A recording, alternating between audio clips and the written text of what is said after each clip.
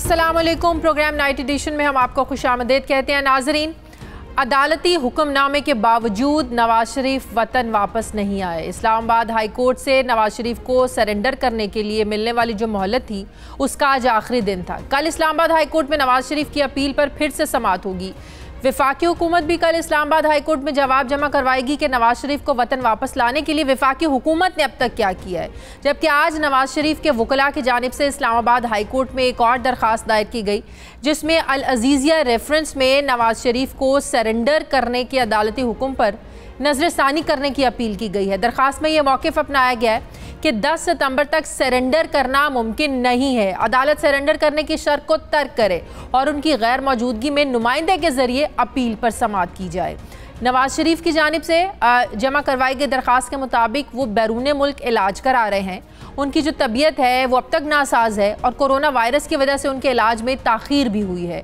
नवाज शरीफ की जानिब से जमा करवाई गई दरख्वास्त के साथ नवाज शरीफ की मेडिकल रिपोर्ट्स को भी जमा करवाया गया, जिसमें बरतानिया से ताल्लुक़ रखने वाले कंसल्टेंट कार्डियोथोरेसिक सर्जन के सिग्नेचर्स दस्तखत भी मौजूद हैं। नवाज शरीफ की जानिब से जमा करवाई गई मेडिकल रिपोर्ट 4 सितंबर की है, जबकि उससे पहले 26 अगस्त की मेडिकल रिपोर्ट अदालत में जमा करवाई गई थी। दरख्वास्त के साथ मुंसलिक की जाने वाली मेडिकल रिपोर्ट के मुताबिक नवाज शरीफ को सफ़र न करने की हिदायत की गई है। मेडिकल रिपोर्ट में डॉक्टर लॉरेंस ने ये लिखा है कि कोरोना की सूरत हाल में इलाज की तकमील तक सफ़र करने से नवाज शरीफ को शदीद ख़तरात जो हैं वो लाहक हो सकते हैं। पहले भी तशख़ीस कर चुका हूँ कि मरीज़ के दिल के बड़े हिस्से को नुकसान पहुँचा है। प्लेटलेट्स की मिकदार में बेतरतीबी, फिर दिल, शुगर और गुर्दे के अमराज मिलकर ब्लीडिंग और हार्ट अटैक का एक वजह बन सकते हैं। रिपोर्ट में ये कहा गया है डॉक्टर की तरफ से कि नवाज शरीफ का बुनियादी तौर पर इलाज लंदन में हो रहा है।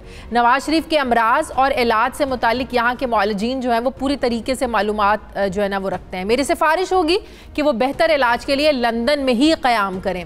जबकि अमेरिका में अमराज़ क़ल्ब के प्रोफेसर ने भी नवाज शरीफ के बरतानवी मौलज की तशख़ीस और राय की तायद की है। अब कल अदालती कार्रवाई पर में ज़ाहिर है इस पर मज़ीद पेशरफ्त होगी। अब सवाल ये है कि नवाज शरीफ की वतन वापसी में रुकावट नवाज शरीफ की सेहत है या मुल्क के फिर सियासी हालात हैं, ये सवाल भी उठाया जा रहा है। दूसरी तरफ तोशाखाना रेफरेंस में नवाज शरीफ को इश्तिहारी करार दे दिया गया है। इस सब पर मैं बात करूँगी।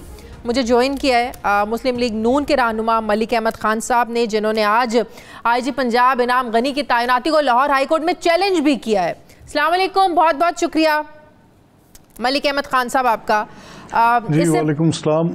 इससे पहले आपका बहुत शुक्रिया मुझे थैंक यू प्रोग्राम पे बुलाने के लिए। इससे पहले कि मैं ज़रा नवाज शरीफ साहब की हम सेहत और रिपोर्ट्स पे बात करें, आपने जो IG पंजाब इनाम गनी की तैनाती लाहौर हाई कोर्ट में चैलेंज की है, क्या वजह है इसकी? क्यों आपको लगता है कि शुएब दस्तगीर साहब जो हैं वो ठीक थे, इनको आप लोगों के सियासी मुखालिफिन के लिए इस्तेमाल किया जाएगा? CCPO उमर शेख के ख़िलाफ़ कल से बड़े बयानात आ रहे हैं मुस्लिम लीग नून की जानिब से, क्या बैकग्राउंड है इसका? जी बहुत शुक्रिया। देखें, ये basically it is not about इनाम गनी एज IGP और शुएब दस्तगीर साहब as IGP and Umar Sheikh as CCPO। ये नेम्स डज नॉट मैटर कि कौन कौन है। बेसिकली हमें गवर्नमेंट के उस कंडक्ट पे एतराज़ है, जैसे अगर IGP की तैनाती करनी है तो उसके लिए लॉ मौजूद है कि कैसे करनी है। अच्छा, ये ऐसे नहीं है कि किसी ने अपनी at the pleasure of his office किसी की अपॉइंटमेंट करनी है, नहीं। ये एक एक्सप्रेस प्रोविजन ऑफ लॉ है, एक स्टैट्यूट के ताबे IG तैनात होंगे। अब पुलिस ऑर्डर 2002 का जो सेक्शन 11 है वो ये कहता है कि इसमें वफाकी हुकूमत का क्या किरदार होगा और क्या इक़दामात करेगी जब IGP को तैनात करेगी, और सूबाई हुकूमत किन चीज़ों के साथ कंप्लाइंस करेगी, वो 1, 2, 3 क्या स्टेप्स होंगे, रिकमेंडेशंस क्या होंगी, पैनल क्या होगा, उस पर वफाकी और सूबाई हुकूमत की कंसल्टेशन क्या होगी और उनका क्या फोर्स होगा उसका, उन रिकमेंडेशंस का। ये सेक्शन 11 की कंप्लाइंस होगी। तो ये आप लोग को लगता है कि सूबाई हुकूमत से मुशावरत नहीं हुई है, क्योंकि विफाक कहता है कि ज़ाहिर है वज़ीर आज़म का मैंडेट है, अगर वो समझते हैं कि एक IG जो है वो परफॉर्म नहीं कर पा रहा है, उसकी कारकर्दगी ठीक नहीं है, तो उनकी सवाबदीद है उसको बदलना? नहीं, ऐसा नहीं है। ये सवाबदीद, जब कानून में एक बात वाज़े तौर पर लिखी हो तो इस मुल्क में कानून की हुक्मरानी है और वज़ीर आज़म भी कानून की हुक्मरानी के ताबे हैं। اگر وزیر اعظم کوئی کام غیر قانونی کریں گے تو وہ without the force of law ہوگا. اگر ایک قانون میں لکھا ہے کہ پرائم منسٹر نے یا فیڈرل گورنمنٹ نے 1 2 3 ان دس مینر ایکٹ کرنا ہے تو ان کو ویسے ہی کرنا پڑے گا. اگر اس انداز میں نہیں کریں گے تو اس عمل کو غیر قانونی کہا جائے گا. دوسرا اس میں مسئلہ جو ہے وہ سیکورٹی آف ٹینیور کا ہے. پولیس آرڈر 2002 کا سیکشن 12 جو ہے وہ سیکورٹی آف ٹینیور دیتا ہے اور وہ کہتا ہے کہ جس کو آپ سیکشن 11 کی کمپلائنس کے بعد تعینات کر دیں گے وہ 3 سال کے لیے آفیسر تعینات ہوگا.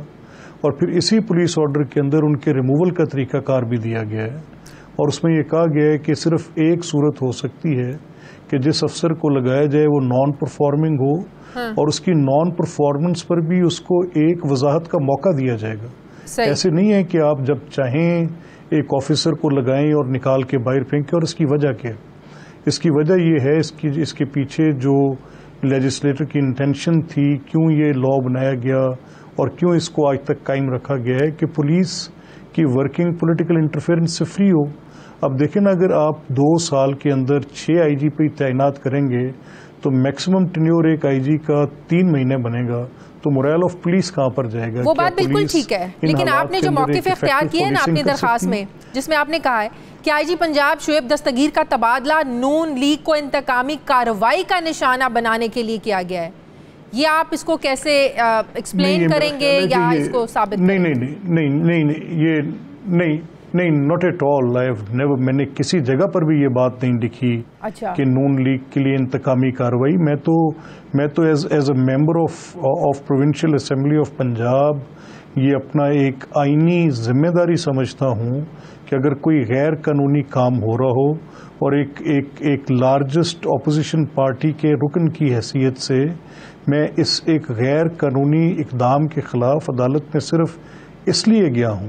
آپ انڈیویجولی اپنی حیثیت میں گئے ہیں یا پارٹی کی طرف سے پورا یہ آپ کو ہدایت؟ جی ایبسلوٹلی, میں اس کورٹ کا ایک ایڈوکیٹ ہوں, میں ممبر آف اسمبلی ہوں, میں ایک پولیٹیکل پارٹی کا ممبر ہوں and I have decided to go to the court under my own conscience اور obviously as being member of one parliamentary party تو میری پارٹی کی اس پہ complete ownership بھی ہوگی, کیونکہ میں ایک رول آف لا کی بات کر رہا ہوں. میں ایک ایسے نظام کی بات کر رہا ہوں کہ ڈسپلنری فورس کو بالکل برباد نہ کر دیا جائے. میرا I have got no love lost for anyone, I have got no special relation with anyone. میں شاید شعیب دستگیر صاحب کے دفتر میں کبھی اپنی زندگی میں نہیں گیا, ان کے آئی جی صاحب کی تعیناتی کے دوران میری ان سے کوئی ورکنگ ریلیشن شپ نہیں ہے. میں یہ جو بھی جینٹل مین آئے ہیں انعام غنی, ان کے ساتھ میری شاید کوئی ایسی شناسائی میرا کوئی ان سے پرابلم نہیں ہے. تو مدعا سارا یہ ہے کہ قواعد و ضوابط کو فالو نہیں کیا گیا ہے, اس پوائنٹ کو لے کر آپ جو ہے نا وہ کورٹ گئے ہیں, رائٹ؟ نہیں, میں سمپل اس پوائنٹ پر گیا ہوں کہ نو بڈی از ابو دا لا, نیدر عمران خان نور عثمان بزدار. اگر انہوں نے ایکٹ کرنا ہے تو ان کو قانون کے مطابق ایکٹ کرنا پڑے گا. یہ کوئی سکھا شاہی کا دور نہیں ہے. لیکن کارکردگی کیا میٹر نہیں کرتی؟ اگر کوئی افسر پرفارم نہیں کر رہا, ڈیلیور نہیں کر رہا تو اس کو نہیں کیا جا سکتا. اگر ان کو دیکھیں, جب کوئی صوبائی حکومت کوئی کام کرتی ہے تو اس کا مطلب ہے کابینہ وہ کام کرتی ہے. تو کابینہ نے آج سے چند روز پہلے اپنی کابینہ کی میٹنگ میں ان آئی جی پی کی کارکردگی کے اوپر ایک ریکمنڈیٹری شیٹ جاری کی, ان کے اوپر 5 صفحات لکھے اور وہ لکھ کے انہوں نے میڈیا کے ساتھ شیئر کی اور اس پہ انہوں نے اس پولیس کے آئی جی کی انتہائی تعریف کی اور اس میں انہوں نے لکھا کہ ان کی کارکردگی بے مثال ہے. اس میں انہوں نے لکھا کہ انہوں نے کمبیٹنگ دا کرائم میں کیا کیا اقدامات اٹھائے. انہوں نے اس کے اندر ان کی تعریف کے اندر بے شمار کوئی 4 صفحے لکھ دیے. لیکن جو ایک اور اعتراض اٹھایا جا رہا ہے نا شعیب دستگیر صاحب پر, وہ یہ کہ جو مریم بی بی جب نیب میں پیش ہونے کے لیے جا رہی تھی اور جب وہ سارا پتھراؤ اور وہ ساری ایپیسوڈ ہوئی, اس وقت وفاق جو تھا اور پنجاب حکومت شعیب دستگیر صاحب کی کارکردگی سے مایوس ہوئے اور کہا کہ انہیں کوئی ایکشن لینا چاہیے تھا. کیسے جو ہے نا وہ اتنا سارا ہنگامہ ہو گیا اور پولیس جو ہے نا وہ خاموش تماشائی بنی رہی. پیچھے یہ سب سے بڑی وجہ بتائی جا رہی ہے شعیب دستگیر کو بدلنے کی, ان کے تبادلے کی. نہیں, یہ میں اس بات کی سختی سے تردید کرتا ہوں, کیونکہ جب شعیب دستگیر آئی جی پی تھے تو تبھی تو ایک غیر قانونی طور پہ ایک دہشت گردی کی دفعہ ایجاد کی گئی اس پہ تو ان کی آئی جی شپ کے دوران کی گئی. یا تو اگر وہ کوئی ایسا آرڈر پاس کرتے جس میں کہتے کہ یہ کیوں لگائی گئی ہے تو پھر تو ہم کوئی بات اس تناظر میں کر سکتے تھے. لیکن یہ تو کیونکہ حکومت کا ایک جو بھی آئی جی پی آتا ہے اسے یہی ڈیمانڈ ہوتا ہے کہ آپ پی ایم ایل این کے لوگوں کے خلاف کام کریں, تو اس پہ تو ہمیں کوئی اچنبھا نہیں ہے, اس پہ ہمیں کوئی ان سے اس چیز کی پرواہ نہیں ہے. سارے آپ کے فرما بردار ہیں, نون لیگ کے وجہ سے جو بیوروکریسی ہمارے ساتھ تعاون نہیں کرتی, آپ لوگوں کے لگائے ہوئے سارے لوگ ہیں جو ان کے ساتھ چلنے کو تیار نہیں ہے. عمر شیخ کے خلاف نون لیگ کافی کل سے بیانات بازی کر رہی ہے, اس کی کیا وجہ ہے؟ نہیں دیکھیں, شاید اس کو اگر آپ اس کانٹیکسٹ میں آپ کی بات کو تسلیم کرتے ہوئے اس کو اس انداز سے کہہ دیتا ہوں کہ غالباً نون لیگ جو ہے وہ رول آف لا میں بہت زیادہ بلیو کرتی تھی. ہمارے سارے آئی جی پیز آپ دیکھ لیں, آپ دیکھیں سکھیرا صاحب اپنے بطور آئی جی پی اپنی ٹینیور پوری کر کے ریٹائر ہوئے. اسی طرح آپ شوکت جاوید صاحب کو دیکھ لیں, بطور آئی جی پی اپنی ٹینیور پوری کر کے ریٹائر ہوئے. سینیورٹی کے پرنسپل کو کبھی کمپرومائز نہیں کیا گیا, سیکیورٹی آف ٹینیور کے پرنسپل کو کبھی کمپرومائز نہیں کیا گیا. ہمارے جتنے آفیسرز آئے, آپ starting from 2008 and going till the last one 2013 تک, جو بھی 2018 تک ہمارے آئی جی پیز تھے, کسی کو پری میچور. پولیس کی کارکردگی اس پر بڑے سوالات آج بھی اٹھتے ہیں. اچھا دیکھیں, آپ نہیں اس کو دیکھیں کائنڈلی, ہمیں جنیرک ایک تو کون سا نیا ماڈل ٹاؤن کو اپریشیٹ کرتا ہے؟ کبھی کسی نے میں نے تو کبھی اس کے دفاع میں کوئی دلیل بھی نہیں دی. وہ ایک ہمارے اوپر ایک ایسا معاملہ ہے جس پر ہم کوئی وضاحت بھی اس طرح سے نہیں دے سکتے. وہ ایک بڑا انفارچونیٹ انسیڈنٹ تھا, اس کے اندر بڑی قیمتی پاکستانیوں کی جانیں ضائع ہوئیں, جس پر ہمیں اتنا افسوس ہے کہ اس کا مداوع کرنا بھی ہمارے لیے ممکن نہیں ہے. لیکن اس کو پولیٹیسائز کرنے والے اس سے بڑے جرمدار ہیں, انہوں نے اس سے بڑا جرم کمٹ کیا ہے. چاہے وہ ڈاکٹر طاہر القادری کی اپنی پارٹی تھی کہ انہوں نے بجائے کہ اس مقدمے کے محرکات کو تلاش کیا جاتا اور حقائق تک پہنچا جاتا, یہ ڈاکٹر طاہر القادری یا عمران خان کی پی ٹی آئی انہوں نے اسے پولیٹیسائز کرنے کی کوشش کی, اسے اپنے سیاسی مقاصد حاصل کرنے کی کوشش کی. یہاں تک بھی نہیں گئے کہ اپنی پرائیویٹ کمپلینٹ کے اندر اپنے وٹنسز کے ایویڈنسز تک کروا دیتے, یہاں تک بھی نہیں گئے یہ لوگ. بالکل صحیح. اچھا تھوڑا سا آگے بڑھتے ہیں, اب نواز شریف صاحب کی صحت پر ذرا بات کر لیتے ہیں. جو آج درخواست دائر کی گئی نواز شریف صاحب کی طرف سے, اس میں انہوں نے کہا کہ بیان حلفی میں یہ طے ہوا تھا کہ حکومت پہلے میری صحت کا پتہ کرے گی. وفاقی حکومت نے اس سے متعلق ذرا بھی کوشش نہیں کی, لیکن حکومت کہتی ہے کہ ہم نے جب آپ لوگوں سے ثبوت مانگے, میڈیکل رپورٹس مانگی, ان کو صحیح طریقے پر صحیح وقت پر آگاہ کبھی بھی نہیں کیا گیا, کبھی ان کی میڈیکل رپورٹس جمع نہیں کرائے گی. پنجاب حکومت اس سے پہلے جو کروائی بھی تھی, پنجاب حکومت نے اس کو مسترد کر دیا تھا. تو اب جو آپ لوگوں نے درخواست جمع کرائی ہے, سرنڈر کرنے کے جو احکامات ہیں آپ لوگوں نے ترک کرنے کی استدعا کی ہے, اگر اس کو بھی ریجیکٹ کر دیا جاتا ہے, مسترد کر دیا جاتا ہے, تو قانونی طور پر اگر میں آپ سے یہ پوچھوں تو پھر آپ لوگوں کے پاس کیا آپشن بچتے ہیں؟ اچھا دیکھیے, کورٹس کی آرڈرز پہ کبھی ازمپٹیو کمنٹ جو ہے وہ مناسب عمل نہیں ہوتا. اگر ہم نے ایک نظر ثانی کی درخواست دی ہے اور ہمیں پوری توقع ہے کہ ہم عدالت کی جب معاونت کریں گے اور ان کو اسسٹ کریں گے ہمارے وکلاء کورٹ میں, تو وہ ساری باتوں کو کورٹ کے سامنے رکھیں گے. وہ ٹھیک ہے, لیکن ہر سچویشن کے لیے اگر آپ مجھے اجازت دیں رہنا چاہیے نا. نہیں, ہماری پریپریشن یہ ہے کہ اگر ان کیس کے ہماری یہ استدعا مسترد کی جاتی ہے تو ہم جو کوئی ہائر فورم ہوگا وہاں پر جا کے, کیونکہ ہم سمجھتے ہیں کہ جو دلائل ہم عدالت کے سامنے پیش کر رہے ہیں اور یا جو ہمارے ان کے ساتھ لف میڈیکل رپورٹس ہیں یا میاں نواز شریف صاحب کی جو اس وقت میڈیکل کنڈیشن ہے, اس میں یہ ہمارا فرض ہے کہ ہم عدالت کے سامنے وہ تمام حقائق بار بار رکھیں. دیکھیں, یہ 3 کورٹ آرڈرز ہیں. یہ ایک تو ایک ایپلیٹ جورسڈکشن میں جہاں پر کنوکشنز ہو چکی ہیں, ان کنوکشنز کے خلاف اپیلیں دائر کر رکھی ہیں, جہاں عدالت کا حکم ہے کہ ان کی ایبسنس میں یہ نہیں ہو سکتا تو ان کو کورٹ کے سامنے سرنڈر کرنا پڑے گا. یہ ایک عدالت کا حکم ہے. ایک دوسری عدالت میں جہاں پر ہم ضمانت کے لیے گئے, وہاں پر انہوں نے ہمیں یہ حق دیا کہ ہم اپنا علاج بیرون ملک سے کرا سکتے ہیں. ایک تیسری عدالت میں لاہور ہائی کورٹ کے اندر جب ہم گئے تو وہ ہم ECL کے خلاف گئے, جس میں یہ انڈر ٹیکنگ والی بات آئی کہ آپ اپنی رپورٹس کو کتنے وقت کے بعد گورنمنٹ سے اور ان کو کتنے وقت کے بعد عدالت سے شیئر کریں گے. تو ہم اپنی وہ ساری کورٹ کے آرڈر کی کمپلائنس کر رہے ہیں. ہم نے ہر وقت اپنے کورٹس کے جہاں پر ہمیں رپورٹس جمع کرانی ہیں وہ جمع کروائی ہیں, گورنمنٹ کے ساتھ بھی شیئر کی ہیں. صرف حکومت کا جو معاملہ ہے وہ یہ ہے کہ وہ چاہتے ہیں کہ اگر میاں نواز شریف صاحب کا علاج بھی ہو تو وہ بھی حکومت کی مرضی کے مطابق ہو. چاہے پاکستان میں تھے تو اگر حکومت چاہتی تو پھر باہر جانے کی اس طرح اجازت نہیں ملتی. حکومت اس کو پھر ظاہر ہے وہ اپنے کیس کو ڈیفینڈ کرتی نا. حکومت اجازت تو ملی نا آپ لوگوں کو باہر. نہیں دیکھیں حکومت نے نہیں ایسا نہیں ہے. اس کو بھی آپ تھوڑا سا ذرا اس پیرائے میں رکھیں جو کہ ڈاکومنٹس کے ساتھ سبسٹینشیٹ کیا جا سکتا ہے. یعنی حکومت تو ان کو جیل سے نکالنے پہ تیار نہیں تھی. حکومت ان کی ہر سٹیج پہ حکومت کے وزراء کی سٹیٹمنٹس آپ دیکھ لیں. جیل کے باہر ایک میڈیکل ایمبولینس لے جا کر کھڑی کر دی, جی فلی ایکوپڈ کھڑی ہے, کسی ہاسپٹل میں بھیجنے کی ضرورت نہیں ہے. اگر کوئی ایمرجنسی ہوئی کیونکہ یہ پرزنر ہیں تو ہم ان کو دے دیں گے. حالانکہ جو ایک پھر یہاں پہ ایک CRPC میں یہ بالکل کلیئرلی لکھا ہے کہ حکومت وقت کسی بھی قیدی کے متعلق یہ فیصلہ کر سکتی ہے اور روز کرتی ہے, بے شمار دفعہ کرتی ہے. انڈر ٹرائل پرزنرز پہ کرتی ہے, کنوکٹڈ پہ کرتی ہے. آج جیسے ایک شخص کوئی بیمار ہے تو اس کو ہاسپٹل میں شفٹ کر دیا جاتا ہے اور ایک عرصے تک ہاسپٹل سے ہی اس کو کورٹ آف لا میں لے کے جایا جاتا ہے. لیکن میاں نواز شریف کے لیے ایک ڈفرنٹ سیٹ آف رولز تھا. ان کو وہاں پر ایک ایمبولینس لا کے کھڑی کر دی کہ یہاں سے نہیں. لیکن بہرحال آپ اکنالج کریں کہ جب سنجیدگی کو ہوا حکومت کو, حکومت نے ظاہر ہے پھر اس کو اس طریقے سے وہ نہیں لیا اور بعد میں وزیراعظم صاحب نے کہا کہ انہوں نے اپنے سورسز سے اپنے تئیں بہت چیک کروایا اور واقعی وہ بیمار ہے اس لیے ان کو جانے کی اجازت دی گئی ہے. اس چیز کو آپ لوگوں کو اکنالج ایٹ لیسٹ کرنا چاہیے. میں شازیہ آپ سے میں Shazia I am not asking for a mercy and begging for some kindness of anybody. یہاں بات صرف بڑی مختصر ہے. یہ کوئی میڈیویل ایج کے کسی مغل بادشاہ کا دور حکومت نہیں ہے. یہاں پر جو قانون کے اندر جیل مینول میں اور جو CRPC کے اندر لکھا گیا اس کے مطابق ایکٹ ہوگا.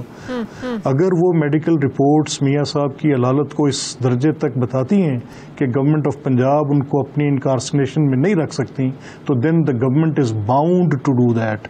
یہ پھر گورنمنٹ کی ثواب دید نہیں ہے. اگر وہ چاہتی ہیں کہ اس پرزنر کو وہ کوئی بھی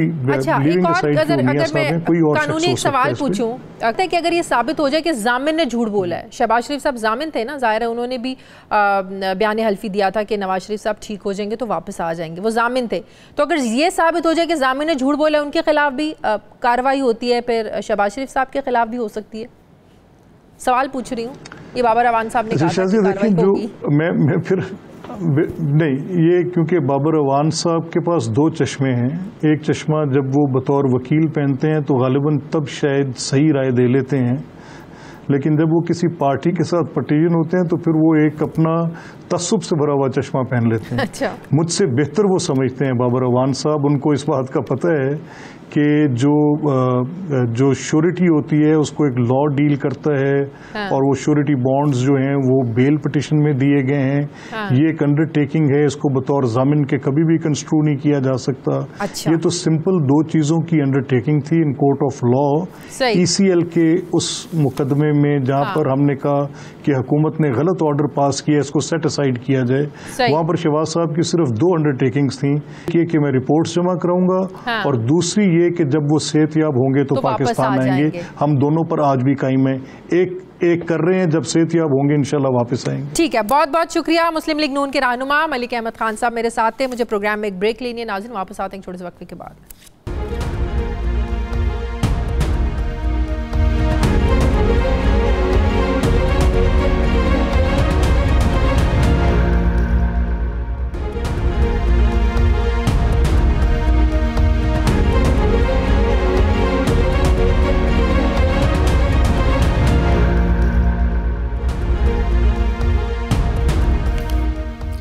بریک کے بعد ایک بار پھر سے آپ کو خوش آمدید کہتے ہیں. ناظرین, نظام نہیں چہرے تبدیل کرو. تبدیلی سرکار نے ایک گڈ گورننس کا نیا فارمولا پیش کر دیا. آج پنجاب کے نئے IG انعام غنی نے اپنے عہدے کا چارج سنبھال لیا ہے, جبکہ مسلم لیگ نون کے رہنما ملک احمد خان کی جانب سے نئے IG پنجاب کی تعیناتی کو لاہور ہائی کورٹ میں چیلنج بھی کیا گیا ہے. لیگی رہنما نے اپنے درخواست میں موقف اختیار کیا ہے کہ سابق آئی جی پنجاب شعیب دستگیر کا جو یہ تبادلہ کیا گیا ہے اس میں قواعد و ضوابط کو مد نظر نہیں رکھا گیا، لہٰذا عدالت نئے آئی جی پنجاب کی تعیناتی کو کالعدم قرار دیا۔ اب حکومتی ترجمان کا ملک احمد خان کو دیا گیا جواب کیا ہے، شہباز گل صاحب کا، ذرا وہ بھی سن لیجئے۔ لاہور ہائی کورٹ میں رٹ کی ہے کہ حکومت نے آئی جی صاحب کو غلط چینج کیا ہے اور سی سی پی او کو غلط اپوائنٹ کیا ہے۔ اب حکومت نے اگر پولیس آفیسرز یا سرکاری ملازمین بھی نہیں اپنی جو منشور کے مطابق لگانے، کیا پھر آپ ووٹ لے کے بیٹھے ہوئے ہیں وزیر اعلیٰ یا وزیر اعظم؟ یہ ہم آپ سے پوچھ کے لگائیں گے ملک صاحب؟ جبکہ وزیر اعلیٰ پنجاب کے مطابق آئی جی کی تبدیلی کوئی انہونی بات نہیں ہے، ماضی میں بھی یہ تبدیلیاں ہوتی رہی ہیں۔ آئی جی پنجاب انعام غنی نے اپنی تعیناتی کے خلاف عدالت میں درخواست کے حوالے سے یہ موقف اختیار کیا، ذرا سنیے۔ بات یہ ہے کہ میں سرکاری ملازم ہوں، جنہوں نے مجھے لگایا ہے اور جن لوگوں نے ریٹ کی ہے اس کے مطابق فیصلہ کرے گی کورٹ آف لا۔ ہمارے لیے وہی ہے جو کورٹ آف لا کا فیصلہ ہوگا۔ میں تو سیکشن افسر کی ایک نوٹیفیکیشن کی مار ہوں، وہ کہیں گے اسلام آباد چلے جاؤ، میں چلا جاؤں۔ میڈیا نمائندوں سے بات کرتے ہوئے آئی جی پنجاب نے یہ بھی کہا کہ سابق آئی جی شعیب دستگیر نے اچھی ٹیم بنائی تھی، آئندہ بھی پولیس میں جو تقرر تبادلے ہوں گے یہ میرٹ پر ہوں گے۔ ایڈیشنل آئی جی طارق مسعود کے خط کے حوالے سے ان کا کہنا تھا کہ وہ میرے ساتھ پڑھے ہیں، ان کا صرف رول نمبر ہی مجھ سے آگے تھا، اگر وہ مطمئن نہیں ہے تو ہم ان کے مسئلے کو ضرور دیکھیں گے۔ گریڈ 20 یا 21 کے آفیسر کسی جگہ اگر مطمئن نہیں ہے تو وہ شکایت کر سکتے ہیں۔ نئے آئی جی کا یہ بھی کہنا تھا کہ سرکاری ملازم ہوں میں، سیکشن آفیسر کے ایک نوٹیفیکیشن کی مار ہوں، جب اسلام آباد بلائیں گے چلا جاؤں گا۔ زمینی حقائق ناظرین یہ بتاتے ہیں کہ سابق آئی جی پنجاب شعیب دستگیر اور سی سی پی او لاہور عمر شیخ کے درمیان پیدا ہونے والا جو تنازع تھا اس نے پولیس فورس میں ایک بے چینی کو جو ہے نا وہ جنم دے دیا ہے۔ میڈیا رپورٹس کے مطابق گزشتہ روز سینٹرل پولیس آفس میں پی ایس پی افسران چیپٹر کا ایک اہم اجلاس ہوا جس میں additional I G C T D, additional I G operation سمیت 54 افسران نے شرکت کی اس اجلاس میں۔ پھر اجلاس میں آفیسرز نے یہ رائے دی کہ عمر شیخ نے نظم و ضبط کی خلاف ورزی کی ہے، ان کے خلاف کارروائی کی جائے۔ یہ فیصلہ بھی وہاں کیا گیا کہ حکومت سے انہیں ہٹانے کا بھی مطالبہ کیا جائے گا۔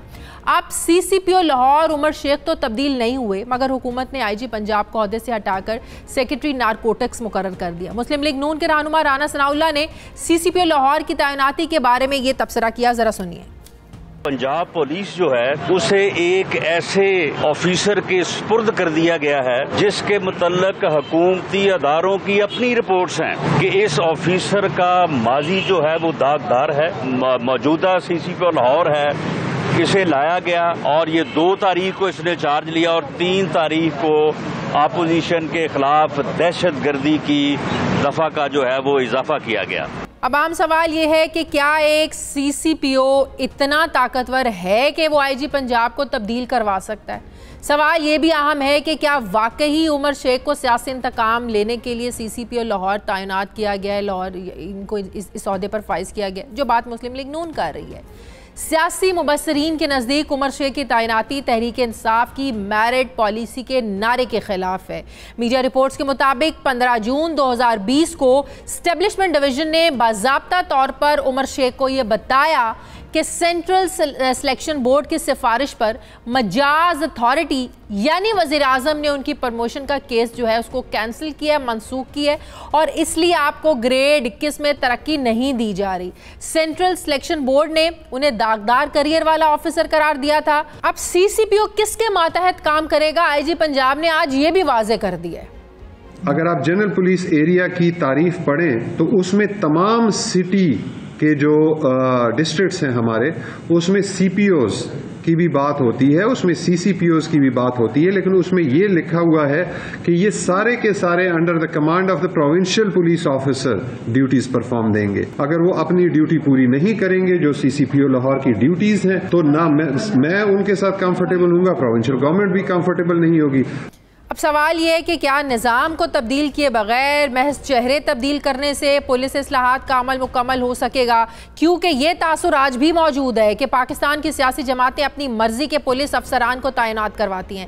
سیاسی ناقدین تو عمران خان کو یہ مشورہ دے رہے ہیں کہ جہاں انہوں نے 5 آئی جیز کو تبدیل کر دیا ہے، چیف سیکرٹریز کو تبدیل کر دیا ہے، وہ ایک مرتبہ وزیر اعلیٰ پنجاب کو بھی تبدیل کر کے دیکھ لیں, شاید پنجاب میں گڈ گورننس آ جائے. میں بات کروں گی, مجھے جوائن کیا سابق آئی جی ذوالفقار چیمہ صاحب نے. السلام علیکم, بہت بہت شکریہ ذوالفقار چیمہ صاحب آپ کا. ذوالفقار چیمہ صاحب, بڑی حیرانگی کی بات لگتی ہے, ایک طرف تو ہم پولیس ڈپارٹمنٹ کو ڈسپلن میں لانے کی بات کرتے ہیں, پولیس اصلاحات کی بات کرتے ہیں, لیکن دوسری طرف جب ایک آئی جی کو یہ کانفیڈنس ہی نہیں ہوگا, اس کو یہ پتہ ہی نہیں ہوگا کہ اس نے 3 مہینے کام کرنا ہے, 6 مہینے کرنا ہے, 1 سال کرنا ہے, 1 ہفتہ کام کرنا ہے, تو یہ جو ایک کانفیڈنس کی شیکنگ ہے, آپ کو نہیں لگتا یہ اچھی کارکردگی میں سب سے بڑی رکاوٹ ہے؟ کیسے آپ کا پولیس ڈپارٹمنٹ جو ہے, اور پھر جب گروپنگ ہو جائے گی, آج بھی ایک گروپ کہہ رہا ہے کہ ہم نے اس آئی جی کے ساتھ کام کرنا ہے, دوسرا کہتا ہے ہم نے کام نہیں کرنا, ایک گروپ کہتا ہے کہ ہم نے عمر شیخ کے ساتھ کام کرنا ہے, دوسرا گروپ کہتا ہے ہم نے کام نہیں کرنا, تو کیسے ہم پھر ایکسپیکٹ کریں کہ پولیس اصلاحات ہوں گی اور پولیس ڈپارٹمنٹ جو ہے وہ ڈسپلنڈ ہوگا؟ بسم اللہ الرحمن الرحیم.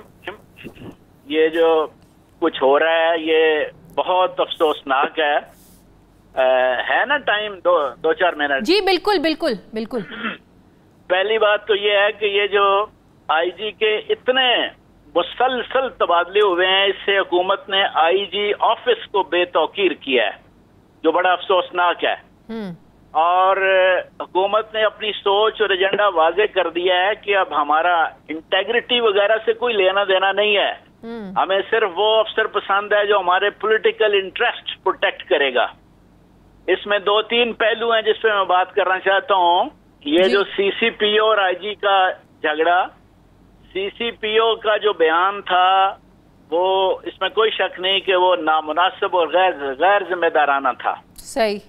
اور سینئر افسر کو جو بھی اسٹیٹمنٹ دینی ہوتی ہے وہ بہت سینسیبل ہونی چاہیے, اس میں توازن ہونا چاہیے, یہ نہ لگے کہ وہ افسر ذہنی توازن ہی کھو بیٹھا ہے. اور یہ تو ایک ڈسپلن فورس ہے. بالکل. جہاں تک پچھلے آئی جی کا تعلق ہے کہ جو کہا جاتا ہے کہ جی اس نے پھر سٹینڈ لیا, میں یہ بھی کہوں گا کہ اس نے اس وقت سٹینڈ لیا جب اس کی ایک جونیئر نے اس کی اپنی بے عزتی کی. مگر یہ بھی حقیقت ہے کہ اس سے پہلے پنجاب حکومت یہاں اسی صوبے میں بڑے کرپٹ افسر تعینات کرتی رہی, اس وقت اس آئی جی نے کوئی سٹینڈ نہیں لیا. حکومت اپنی مرضی کے بدنام افسر تعینات کرتی رہی اور آئی جی کی اپروول کے بغیر. اس وقت آئی جی کو سٹینڈ لینا چاہیے تھا, مگر آئی جی لیٹا رہا, کوئی سٹینڈ نہیں لیا. اس کے دور میں ان جگہوں پہ جہاں بائی الیکشن ہونے والے ہیں, رولنگ پارٹی اپنی مرضی کے ایس ڈی پی او تعینات کرواتی رہی اور آئی جی کو بتایا جاتا رہا کہ جی یہ مسئلہ ہے. آئی جی ان کے ساتھ مل گیا اور کوئی سٹینڈ نہیں لیا. صحیح. اس کے دور میں اوورآل تھانوں میں, دفتروں میں رشوت میں اضافہ ہوا, کرائم بڑھا, پولیس جانبدار یعنی پارٹیزن بن کر رہی, ٹریننگ کو مکمل طور پہ نظر انداز کیا گیا, تھانوں کا ماحول پہلے سے بدتر ہوا, کسی شعبے میں بہتری نظر نہیں آئی. تو لیکن عمر شیخ صاحب نے کل بڑے کانفیڈنٹ طریقے سے کہا ہے کہ 3 مہینے میں آپ دیکھیں گے کہ پولیس کلچر جو ہے نا وہ کیسے میں تبدیل کرتا ہے. یہ اس طرح کی بڑکیں جو ہیں اس کو بڑکے مارنے کی بجائے کام دکھانا چاہیے.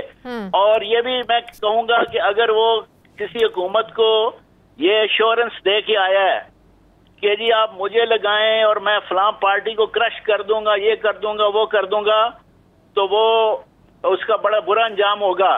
تو آپ کو بھی لگتا ہے کہ جو نون لیگ کا ایک کنسرن شو کر رہی ہے کہ سی سی پی او کو اس لیے لگایا گیا ہے کہ نون لیگ کو انتقامی کارروائی کا نشانہ بنایا جائے؟ آنے لگاؤں. یہ جتنے بھی پولیس افسر ہیں وہ پبلک سرونٹس ہیں, سول سرونٹس بن کے ان کو بیہیو کرنا چاہیے اور کسی کا ذاتی نوکر یا اعلی کار نہیں بننا چاہیے. انہیں پتہ ہونا چاہیے کہ سیاستدان ڈچ کرنے میں ٹائم نہیں لگاتے اور انہیں بالکل آئین کے اور قانون کے مطابق چلنا چاہیے.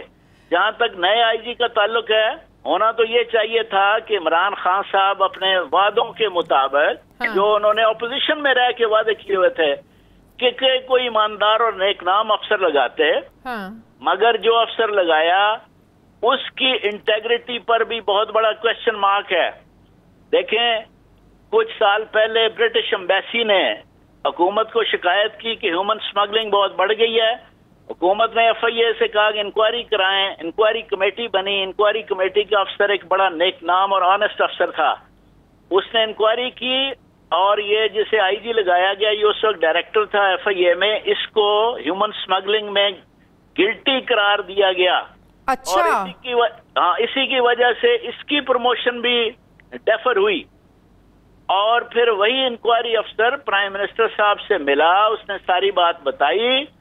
پرائم منسٹر صاحب نے اپنے سیکرٹری سے کہا کہ کدھر ہے وہ انعام غنی, وہ تو بدنام ہے اور اس نے ملک کو بھی بدنام کیا ہے, تو نکالو اس کو. اور پھر اس نے اپنے سفارشیوں کو موبلائز کیا اور نتیجہ یہ نکلا کہ وہ پروموٹ بھی ہو گیا, اور اس کو اس شہرت کے والے افسر کو پنجاب سب سے بڑے صوبے کا آئی جی لگا دیا گیا. اور شعیب دستگیر صاحب کی 2 ہفتے پہلے تک بڑی تعریفیں ہو رہی تھیں, وزیر اعظم صاحب نے ایک تقریب میں بڑی ان کی تعریف کی, جب ان کو لگایا ان کو مبارکباد دی. تو آپ کو کیا لگتا ہے اس حکومت کا ویژن نہیں ہے, یا یہ حکومت بھی جو ایک تاثر آج بھی ہے کہ آج بھی سیاسی بھرتیاں ہو رہی ہیں اپنے فوائد کے لیے جو ہے نا؟ حکومت کا ویژن, حکومت کی سوچ اور حکومت کا ایجنڈا بہت واضح ہے.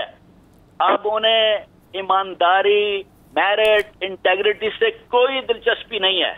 وہ صرف اور صرف وہ افسر انہیں پسند ہیں, وہ اچھے لگتے ہیں جو کہیں کہ جناب ہم آپ کے سیاسی مقاصد پورے کریں گے. جو ان کا سیاسی اعلی کار بن کر کام کرنے کا ان کو یہ تو پھر ہم پرانے پاکستان میں رہ رہے ہیں, پھر نئے پاکستان والے تو اس میں کوئی بات نہیں ہے. یہی چیزیں نون لیگ کے دور میں سامنے آتی تھیں. اتنی لوگ کہہ رہے ہیں, یقین جانے آج اتنے مجھے فون آئے ہیں اور مختلف سروسز کے, پولیس کیا, ڈی ایم جی کیا, سینئر افسروں کے, ریٹائرڈ افسر, وہ کہتے ہیں اتنی بری گورننس تو ہم نے پچھلے 40 سالوں میں نہیں دیکھی. اور اچھا, یہ عمر شیخ صاحب نے جو ایک میٹنگ میں افسران کو کہا کہ کوئی بھی سٹیپ لینے سے پہلے اگر آئی جی آپ کو حکم بھی دے تو آپ نے پہلے مجھ سے پوچھنا ہے, تو اگر میں قانونی طور پہ ذرا آپ سے پوچھوں, ظاہرہ آپ کو تو اس سارے پروسیس کا پتہ ہے, تو افسران پابند ہوتے ہیں سی سی پی او سے پہلے پوچھنے کی کہ بھئی آئی جی صاحب نے ہمیں یہ آرڈر دیا ہے تو ہم اس کو کریں یا نہ کریں؟ یہ بات تو چلو کہی جا سکتی ہے, یہ بات کہی جا سکتی ہے, کوئی ایسی بات نہیں ہے. اچھا, کہ ایک ظاہر ہے کہ لاہور کا پولیس چیف بالکل کہہ سکتا ہے کہ آپ کو کہیں سے بھی آرڈر آئے پہلے آپ مجھ سے پوچھیں. کہیں کا بھی, پنڈی کا کہہ سکتا ہے کہ بھئی آپ کو کہیں سے بھی آئی جی بھی کہے, آئی جی پنجاب بھی کہے. نہیں, مقصد اس نے وہ یہ نہیں کہہ سکتا کہ جی آپ اس کی کمپلائنس نہ کریں یا انکار کر دیں, لیکن یہ کہہ سکتا ہے کہ جی آپ میرے نوٹس میں لائیں اور میری اپروول بھی لیں, یہ کہہ سکتا ہے. صحیح. لیکن کچھ اور باتیں جو شیخ عمر کہہ رہے ہیں وہ نامناسب سی لگتی ہیں, اور لوگ کئی پولیس افسر کہہ رہے ہیں کہ پتہ کرائیں کہ یہ شیخ جی اپنا مینٹل بیلنس تو نہیں کھو گئے, تو اس کو سینسبلی بیہیو کرنا چاہیے اور اس کو ثابت کرنا چاہیے کہ وہ ایک پروفیشنل افسر ہے. وہ کسی کا کوئی ذاتی کرندہ بن کے یہاں کام نہیں کرے گا, ایک پروفیشنل اور غیر جانبدار بن کے اس کو کام کرنا چاہیے. ٹھیک ہے. اور حکومت کو بھی سوچنا چاہیے, یہ بہت لمیٹڈ قسم کے آبجیکٹس ہوتے ہیں کہ لو جی دیکھیں ہمارے مخالفوں کو کرش کر دے. صحیح. یہ ایک تو پولیس سول سرونٹس کے لیے پاسبل بھی نہیں ہوتا, بالکل, ورنہ یہ ہے کہ اور وہ بڑے برے انجام سے دوچار ہوتے ہیں. صحیح. دوسرا یہ ہے کہ اوور آل ملک کے لیے, صوبے کے لیے یہ بہت نقصان دہ ثابت ہوگا, بہت نقصان دہ. صحیح.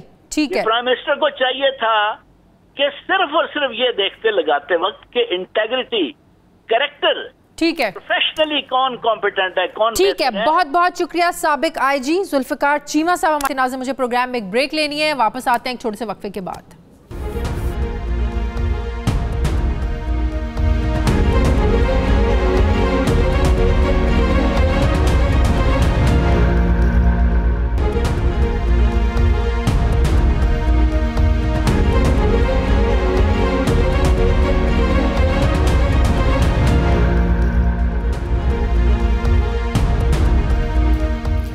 بریک کے بعد ایک بار پھر سے آپ کو خوش آمدید کہتے ہیں. ناظرین, خیبر پختونخوا کی 16 سرکاری یونیورسٹیز مستقل وائس چانسلر سے محروم ہیں, اور ان یونیورسٹیز کے انتظامی معاملات جو ہیں یہ قائم مقام وائس چانسلرز چلا رہے ہیں. اس وقت Benazir Bhutto women university, engineering university, Islamia college university اور university of Peshawar, Abdul Wali Khan university, women university Mardan, Bannu university, university of Swabi, FATA university, Khyber medical university, Kohat university, Bacha Khan university, Charsadda, Chitral university, Buner university, Pak Australia university, Haripur اور شہداء army public school university Nowshera بغیر vice chancellor کے کام کر رہی ہیں۔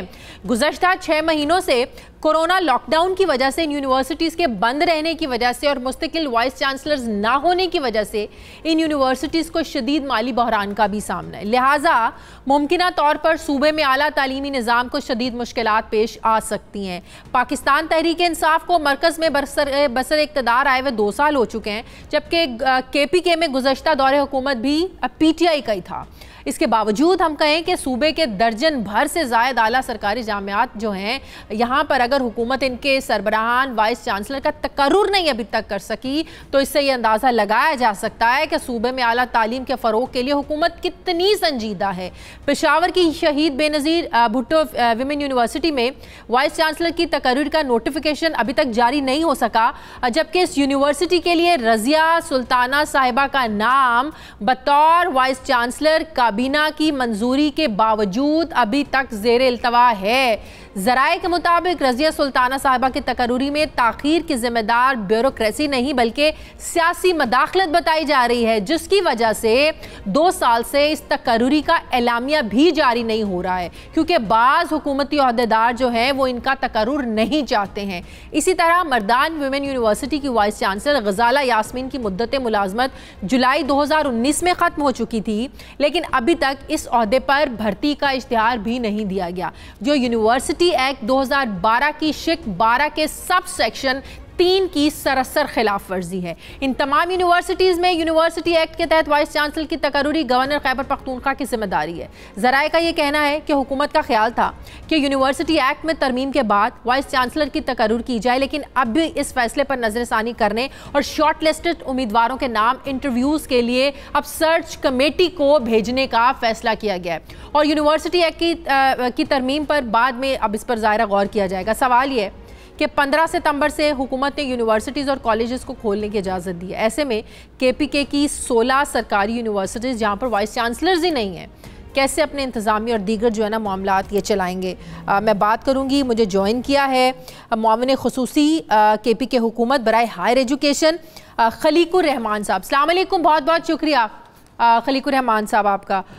خلیق الرحمان صاحب، بڑا سادہ سا اور بالکل سیدھا سا سوال جو بنتا ہے آپ سے پوچھنا وہ یہ کہ یونیورسٹی ایکٹ 2012 جس میں 2016 میں جو امینڈمنٹ ہوئی، ترمیم ہوئی، اس کے مطابق وائس چانسلر کی مدت ختم ہونے سے 6 مہینے پہلے ہی اس پر کام شروع ہو جانا چاہیے کہ آپ نے کس کو نیا وائس چانسلر آئے، پروسیس شروع ہو جانا چاہیے۔ کیا سرچ کمیٹی وقت پر نہیں بیٹھی یا کوئی اور مسئلہ تھا کہ 16 سرکاری یونیورسٹیز کے وائس چانسلرز ہی نہیں؟ اس میں ایسا ہے، پہلے تو میں تھوڑا آپ کو تفصیل بتا دوں کہ جو ہماری کوئی 7 یا 8 یونیورسٹیز ہیں جو کہ جن کے وائس چانسلر کی جو پوزیشن ہے وہ ویکنٹ ہوئی ہے جون جولائی میں، اور کچھ 2-3 یونیورسٹیز ایسی ہیں جو کہ پروجیکٹ موڈ میں چل رہی ہیں، وہاں وہ انڈر کنسٹرکشن بھی ہیں۔ تو اس میں یہ ہے کہ اس میں بھی مطلب پروجیکٹ ڈائریکٹر آلریڈی کام کر رہے ہیں اور وہ بھی مطلب صحیح طریقے سے چل رہی ہیں، ایس سچ کوئی ایشو نہیں ہے اس میں۔ چونکہ ہم نے اپنے جو 2016 کے ایکٹ میں پرو وائس چانسلر کی جو ہے پوسٹ اسی لیے رکھی تھی کہ اگر اس طرح کی کوئی سچویشن آئے جس میں ہمارے پاس پراپر VC نہ ہو تو ہم پرو وائس چانسلر کے تھرو اس یونیورسٹی کو چلائیں گے۔ یہی تو سوال ہے کہ پراپر وائس چانسلر کیوں نہیں لگا رہے آپ لوگ؟ جس طرح سے اس کو اس میں ایسا ہے کہ دیکھیں، یہ جب ہم نے اس کو ایڈورٹائز بھی ٹائم پہ کیا ہوا ہے، اس میں بھی کوئی ایشو نہیں تھا کہ ہم نے ایڈورٹائز نہیں کیا، ہم نے پراپرلی اس کو ایڈورٹائز کیا ہوا ہے۔ پھر درمیان میں آ گیا کورونا کی وجہ سے ہمارا جو ڈپارٹمنٹ ہے ہائر ایجوکیشن کا، اس کو جو ہے نان ایسینشل ڈپارٹمنٹ ڈکلیئر کر دیا گیا تھا، جس میں ہمارے جو ہمارا سٹاف تھا وہ آفیسز میں نہیں آ سک رہا تھا۔ اس کی وجہ سے اسکروٹنی کا جو پروسیس تھا وہ بھی اسی طرح ڈیلے ہو گیا۔ تو یہ ایک وجہ ہے جس کی وجہ سے مطلب جو پروسیس تھا وہ نہیں ہوا، کیونکہ ہم میٹنگ نہیں بلا سکتے تھے، نہ ہم سرچ کمیٹی کی میٹنگ بلا سکتے تھے۔ تو اس وجہ سے یہ پروسیس جو چلے یہ تو اس وجہ سے لیٹ ہوا. اب رضیہ سلطانہ صاحبہ کو ایک وجہ, اچھا ٹھیک ہے, اب سرا رضیہ سلطانہ صاحبہ جنہیں وائس چانسلر بنانے کی منظوری 22 مہینے پہلے دی گئی, ان کی تقرر کا نوٹیفیکیشن کیوں نہیں ابھی تک ہوا؟ کورونا تو ابھی 6 مہینے پہلے کی بات ہے. اس میں میں آپ کو یہ کلیریفائی کر دوں کہ بے نظیر بھٹو یونیورسٹی کی جو وائس چانسلر تھی رضیہ سلطانہ صاحبہ, وہ ہی کنٹینیو انہوں نے کیا ہے, اب تک وہی کنٹینیو کیے ہوئے ہیں, وہی وائس چانسلر ہے وہاں پہ. ایسا نہیں ہے کہ مطلب ہم نے ان کو ہٹا دیا ہے, وہ انہوں نے کنٹینیو کیا ہے, ہم نے تھرو پراپر پروسیجر انہی کو کنٹینیو کرنے دیا ہے, اور ساتھ ساتھ جو ان کا جو سلیکشن تھا وہ بھی ہو چکا ہے. لیکن چونکہ درمیان میں پروسیس تھوڑا سا لیٹ ہو گیا, لیکن نوٹیفیکیشن نہیں ہوا, اس کی وجہ سے ابھی تھوڑی سی ایمبیگوٹی ہے, اس میں تھوڑی سی ایمبیگوٹی تھی. اس ایمبیگوٹی کو ختم کرنے کے لیے ہم نے باقاعدہ سی ایم صاحب کی یہ رائے تھی اور ہماری کیبنٹ کی یہ رائے تھی کہ کمیٹی بنائی جائے, اور وہ اس میں اس ہفتے یا اگلے ہفتے میٹنگ ہونی ہے انشاءاللہ, اور وہ کلیریفائی ہو جائے گا. ان کا صرف اور صرف یہ مسئلہ ہے کہ ان کو ہم نے کب سے مطلب ان کی جو اپائنٹمنٹ ہوگی وہ آج سے ہوگی یا پھر جس ٹائم پہ انہوں نے جو ہے جب ان کو ایکسٹینشن ملی تب سے ہوگی, وہ صرف ایک کلیریفیکیشن رہتی ہے. اچھا, جن یونیورسٹیز میں وائس چانسلر نہیں ہیں وہاں جو پھر معاملات ہیں تنخواہوں کے, پینشنز کے اور انتظامی اور جو دیگر ظاہر ہے یونیورسٹیز کے معاملات ہوتے ہیں, وہ صحیح چل رہے ہیں وائس چانسلرز کے بغیر؟ اس میں کون مانیٹر کر رہا ہے؟ ایسا ہے کہ دیکھیں فائنینشیل کرائسس تو اپنی جگہ پر ہے, ٹھیک ہے, وہ اوور آل پاکستان کا بھی ایشو ہے, پھر ہمارے کے پی کا بھی ایشو ہے, پھر ہمارے یونیورسٹیز کا بھی یہ ایشو ہے. اور جو آپ نے بات یہ ہے کہ اس کے معاملات کس طرح چل رہے ہیں, تو اس میں بھی ایشو نہیں ہے, کیونکہ ہم نے پرو وائس چانسلرز بھی ہیں اور ساتھ ساتھ ہم نے ایڈجسٹنٹ یونیورسٹیز کے جہاں پہ پرو وائس چانسلر کی سیٹ خالی تھی یا وہاں پہ نہیں تھا, اس پہ ہم نے ایڈجسٹنٹ یونیورسٹی کے وائس چانسلر کو اس کا چارج دیا ہوا ہے. تو اس میں ہمیں کوئی ایشو نہیں ہے. مطلب جس طرح اس کو پروپیگیٹ کیا گیا, جس طریقے سے یہ میڈیا کے سامنے لایا گیا یہ چیز, ایسا یہ کوئی ایشو نہیں ہے. اگر آپ کو ٹائم ملے آپ آ کے وزٹ کریں یہاں پہ, ہم آپ کو بریفنگ مسئلہ یہ نہیں ہے کہ ٹھیک ہے آپ لوگوں کے معاملات بھی چل رہے ہوں گے, لیکن ایک عہدے کی ڈیمانڈ ہے نا, ایک آپ نے سیٹ پہ ایک وائس چانسلر کو لگانا ہے, یہ مسئلہ بھی ایک سائڈ پہ رکھ لیں, ٹھیک ہے معاملات چل رہے ہیں, لیکن آپ نے اس عہدے کا جو معیار ہے اس کو تو پورا کرنا ہے نا, اس سیٹ کو تو آپ نے رکھنا ہے نا اس پہ افسر کو. وہ بالکل آپ کی بات ٹھیک ہے. مطلب یہ اس وقت ہماری ضرورت بھی ہے, لیکن یہ ہے کہ کیونکہ ہم ایک تو کورونا تھا, ٹھیک ہے, اس کی وجہ سے یہ لیٹ ہوا. پھر ہم یہ چاہ رہے تھے کہ ہم مطلب جو پچھلا ہمارا ایکسپیرینس ہے آفٹر دس 2016 کے ایکٹ کا, ٹھیک ہے, اس میں یہ ہے کہ بہت سی پازیٹیو چینجز آئی ہیں لیکن کچھ نہ کچھ نیگیٹو چیزیں بھی آئی تھی. ہم یہ چاہ رہے تھے, ہماری یہ رائے تھی, ہمارے چانسلر صاحب کی رائے تھی کہ ہم تھوڑی بہت ایکٹ میں چینجز لیں تاکہ یہ سسٹم زیادہ بہتر ہو. ہماری گورننس کے جو ایشوز آ رہے ہیں تھوڑے بہت ہمیں اس پچھلے 3-4 سالوں میں آئے ہیں, ہم چاہتے ہیں کہ وہ بہتر ہوں. تو اس کے لیے ہم نے جو ہے یہ پلان کیا تھا, بلکہ پلان کیا ہوا ہے کہ ہم جو ہے اس میں جو ہے ایکٹ میں مزید اس کی امپرومنٹ کے لیے ہم بھی اس کو فالو ظاہر کرتے رہیں گے. بالکل, اب تو سب کچھ کھل رہا ہے, کورونا بھی خطرہ ہے, اب ہم دیکھیں گے اس کو, ہم ضرور اسٹوری کو فالو اپ اس کا کرتے رہیں گے. بہت بہت شکریہ. معاون خصوصی کے پی کے حکومت برائے ہائر ایجوکیشن خلیق الرحمان صاحب میرے ساتھ تھے. مجھے ناظرین پروگرام میں ایک بریک لینی, واپس آتے ہیں وقفے کے بعد.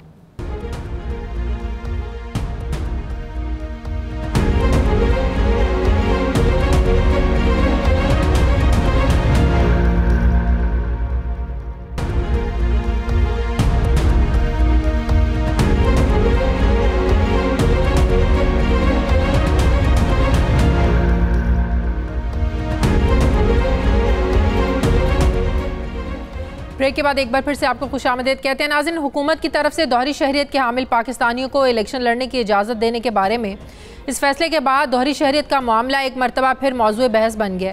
وفاقی کابینہ نے چند روز پہلے ضمن میں آئین کے آرٹیکل 63(1)(c) کو تبدیل کرنے کے لیے آئینی ترمیمی بل کی منظوری دی ہے اور اب یہ بل پارلیمنٹ میں پیش کیا جائے گا۔ اس بل میں موجود تجاویز کے مطابق دوہری شہریت کے حامل پاکستانی جو ہیں یہ الیکشن لڑنے کے لیے اہل ہوں گے، لیکن اگر وہ انتخابات میں جیت جاتے ہیں تو پھر انہیں حلف اٹھانے سے پہلے دوسری شہریت کو چھوڑنا ہوگا، جبکہ ہارنے کی صورت میں دوہری شہریت چھوڑنے کی ضرورت نہیں ہوگی۔ پاکستان کی سیاست میں دوہری شہریت کا معاملہ یہ نیا کوئی معاملہ نہیں ہے، ماضی میں اس پر کئی بار بحث ہو چکی ہے اور کئی اراکین کو اس پر نااہلی کا بھی سامنا کرنا پڑا ہے۔ وزیراعظم عمران خان خود بھی دوہری شہریت کے حامل افراد کے خلاف ماضی میں سخت موقف رکھتے تھے۔ سوال یہ ہے کہ کیا دوہری شہریت کے حامل افراد کو الیکشن لڑنے کی اجازت ہونی چاہیے؟ کیا اپوزیشن ترمیم کی منظوری میں اس حکومت کا ساتھ دے گی؟ میں بات کروں گی اس پر۔ سابق secretary election commission Qamar Dilshad صاحب نے مجھے جوائن کیا۔ السلام علیکم، بہت بہت شکریہ قمر دلشاد صاحب آپ کا۔ قمر دلشاد صاحب، حکومت کا یہ جو فیصلہ ہے جس کی کیبنٹ نے بھی منظوری دی ہے کہ دوہری شہریت والے افراد الیکشن لڑ سکتے ہیں، آپ جیت جائیں تو شہریت کو چھوڑ دیں، اگر آپ ہار جائیں تو چھوڑنا ضروری نہیں ہے، آپ کو لگتا ہے کہ اوورسیز پاکستانیز کے لیے حکومت کا یہ فیصلہ اچھا فیصلہ ہے، درست اقدام ہے؟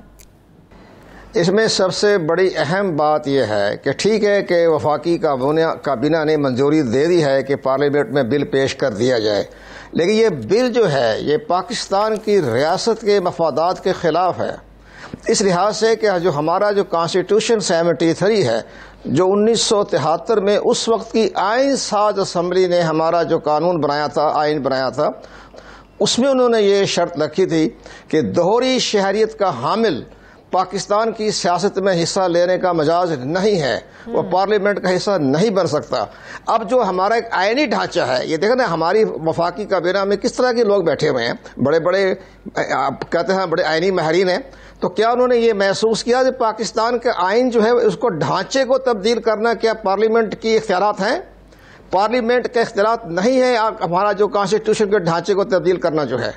ان حالات کو دیکھتے ہوئے یہ ایک بہت بڑا سیریس مسئلہ ہے اور پاکستان ایک حساس خطے میں مارز وجود میں آیا ہے، بڑا حساس خطے میں موجود ہے۔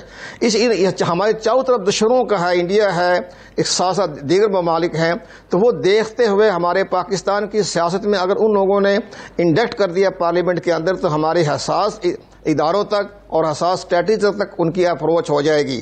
ایک اور بڑی اہم بات جو ہماری کابینہ نے محسوس نہیں کیا، اگر دوہری شہریت کے حامل اپنا یہاں پاکستان کے الیکشن میں حصہ لینے کے مجاز بن جاتے ہیں، قانون بن جاتا ہے، تو پھر اس کے لیے سب سے بڑی یہ ہوگی کہ ان کا پھر انتخابی فہرست میں بھی ان کا نام شامل ہونا پڑے گا، اپنا یہاں پاکستان میں الیکٹر رول میں ان کا نام ہوگا۔ لیکن اس کے لیے آپ دیکھیں اس میں قانون سازی کی ظاہر ضرورت ہے، سینٹ میں ان کی اکثریت نہیں ہے، پھر آپ دیکھیں سینٹ میں ووٹنگ کے طریقہ کار کو حکومت جو ہے نا وہ بدلنے جا رہی ہے۔ آپ کو بھی یہ پتہ ہے کہ یہ خفیہ رائے شماری کا جو طریقہ کار تھا یہ اس لیے آئین میں طے ہوا تھا کہ ظاہر ہے جو اراکین اسمبلی ہیں وہ اپنی آزادی اور اپنی سوچ کے مطابق، اپنے ضمیر کے مطابق فیصلہ کر سکیں کسی بھی پریشر کے بغیر، لیکن حکومت چاہتی ہے کہ اس میں بھی پیسے کا استعمال ہوتا ہے، اس کو روکا جائے، جو ہارس ٹریڈنگ ہوتی ہے اس کو روکا جائے۔ 2009 کے الیکشن، پھر 2018 کے الیکشن میں جو کچھ ہوا یہ ہم سب کے سامنے ہے۔ تو آپ کو لگتا ہے کہ 2021 میں پھر جو سینٹ کے الیکشن ہوں گے اس میں حکومت اگر یہ خفیہ رائے شماری کو ختم کرتی ہے تو یہاں سے بھی حکومت کامیاب جو ظاہرہ وہ ہونے میں کامیاب ہو جائے گی اور پھر وہ جو دوہری شہریت کے حامل افراد کو الیکشن لڑنے کا معاملہ ہے پھر یہ ساری رکاوٹیں ختم ہو جائیں گی حکومت کے لیے؟ دیکھیں اصولی طور پر ہماری پارلیمنٹ میں جو بڑی جماعتیں ہیں، پیپلز پارٹی ہے، پاکستان مسلم نواز گروپ ہے، اب ان کے کیا مفادات ہیں؟ ان سب کے مفادات تو یہی ہیں نا کہ ہم دوہری شہریت کے حامل جو ان کو یہاں اجازت دینے کے لیے راستے میں رکاوٹ نہ ڈال سکیں، شاید یہ بل پاس بھی ہو جائے، لیکن سپریم کورٹ آف پاکستان جو ہے ان کا فل کورٹ اس تمام فیصلے کو قلعدم قرار دینے کی بھی مجاز ہے۔ پی ٹی آئی کا زیادہ اوورسیز ووٹ بینک ہے، یہ سب جانتے ہیں، کوئی ڈھکی چھپی بات نہیں ہے، اسی لیے یہ اسی حکومت زیادہ یہ زور ڈال رہی ہے، پی ٹی آئی کی حکومت، ان کا ووٹ بینک زیادہ ہے۔ پی ٹی آئی تو شروع سے اس بارے معاملے میں بڑے انٹرسٹڈ ہے، لیکن شادیہ میں آپ کو عرض کروں یہ 1994 سے یہ ایک باقاعدہ تحریک چلتی آ رہی تھی کہ دوہری شہریت کے حاملوں کو پاکستان کی سیاست میں حصہ لینے کی اجازت دی جائے۔ تو یہ 1994 سے جسٹس نصیر محسن شاہ صاحب تھے چیف جسٹس پاکستان، انہوں نے بھی اپنا ایک فیصلہ دیا تھا، لیکن پھر الیکشن کمیشن آف پاکستان 1994 سے لے کر یہ 2010 تک اس پر بڑا کام اس نے کرتا رہا۔ اور یہاں اس نتیجے میں پہنچا کہ دنیا کے کسی ممالک میں بھی دوہری شہریت کے حاملوں کو پارلیمنٹ کا حصہ بننے کی اجازت نہیں ہے. انہوں نے انڈیا کی مثال دیکھی، بنگلہ دیش بھی دیکھا، سری لنکا بھی دیکھا. میں نے خود جا کے تمام ان ممالکوں کا جو وزٹ کرنے کے بعد ہم نے بھی ایک رپورٹ پیش کی تھی کہ سختی سے ممانعت ہے کہ دوہری شہریت کا حامل جو ہے وہ ہماری پارلیمنٹ کا حصہ نہیں بن سکتے. لیکن یہاں پر تو یہ نا کہ اگر آپ الیکشن جیت جائیں تو چھوڑیں، اگر آپ الیکشن ہار جاتے ہیں تو چھوڑنے کی ضرورت نہیں ہے. تو اس سے تو پھر یہی ہوگا نا کہ اگر آپ الیکشن جیت جاتے ہیں اور آپ نے دوہری شہریت ہے، پھر دوہری شہریت والا تو پارلیمنٹ کا حصہ نہیں بن سکتا. یہ شرط رکھی ہے. یہ بڑا فراڈ ہے یہ. جب آپ کو دوہری شہریت الیکٹ ہو جاتا ہے قومی اسمبلی کا، تو وہ اپنی دوہری شہریت چھوڑنے کے لیے اس کا پروسیجر بہت لمبا ہے. وہ تقریباً 1 سال 6 ماہ لگتے ہیں. امیڈیٹلی وہ ہے اس کی دوہری شہریت کا وہ قلم قرار نہیں دیتی وہاں مالک. اس لیے مجھے نظر نہیں آ رہا کہ یہ ہو. لیکن میرا آپ سے مختصر بات یہ کہ یہ پاکستان کے مفاد میں نہیں ہے، پاکستان کی ریاست کے مفاد میں نہیں ہے، اور ہمارے غیر ملکی اسرائیل ہے، انڈیا ہے، وہ کسی نہ کسی شکل میں پاکستان کی پارلیمنٹ میں آنے کے آ جائیں گے اگر یہ بل پاس ہو گیا تو. بہت بہت شکریہ. سابق سیکرٹری الیکشن کمیشن کنور دلشاد صاحب میرے ساتھ تھے. ناظرین، ہمارے پروگرام کا وقت ختم ہو گیا. پروگرام کے لیے آپ ہمیں فیڈ بیک ضرور دیجیے گا. اپنا خیال رکھیے گا. مجھے اجازت دیجیے. میری آپ سے کل ملاقات ہوگی. اللہ حافظ.